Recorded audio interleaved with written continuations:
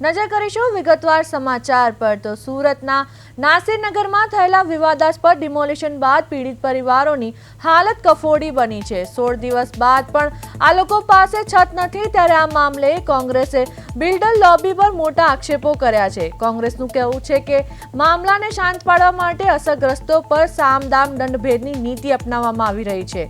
सूत्रों जणाव्या अनुसार असरग्रस्त परिवारों ने एवी रीते समझाववामां आवी रह्या छे के तेओ लेखितमां आपे के तेमणे स्वैच्छिक रीते पोताना मकानो तोड्या छे जेथी भविष्यमां कोई कानूनी गूंचवण न रहे। बीजी तरफ असरग्रस्तोनी वेदना ए छे के तेमणे न तो आर्थिक वळतर मळ्युं छे न रहेवा माटे कोई कायमी विकल्प व्यवस्था। वहीवटी तंत्रनी भूमिका अंगे पण अनेक सवालो उठी रह्या छे।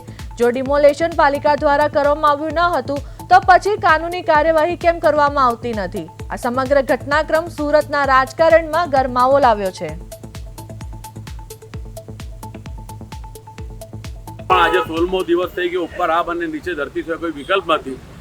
એમને એનકેન પ્રકારે સામ દામ દંડની નીતિથી બેસાડવાના અને સ્વૈચ્છિક ડિમોલિશન હાથ ધર્યો એમને પોતાની રીતે એવા પ્રયાસો થઈ રહ્યા છે, પરંતુ અત્યાર સુધી એવા કોઈ વ્યક્તિ અમારી સામે આવ્યા નથી કે એને આ વસ્તુ કરી છે। 84 જેટલા પરિવારો છે કે જેના બિલકુલ મકાનો નેસ્ત નાબૂદ થઈ ગયા છે, જે સુરત મહાનગરપાલિકા અને સુરત શહેર એસઓજી પોલીસનો અન્યાયનો અત્યાચારનો ભોગ બન્યા છે અને એ આજે પણ પોતાને ન્યાય મળે એવી ઝંખના સાથે અહીંયા બેઠા છે। એક આશ્વાસન સાથે, એક અપેક્ષા સાથે ઝંખી રહ્યા છે કે એને અહીંયા ન્યાય મળે।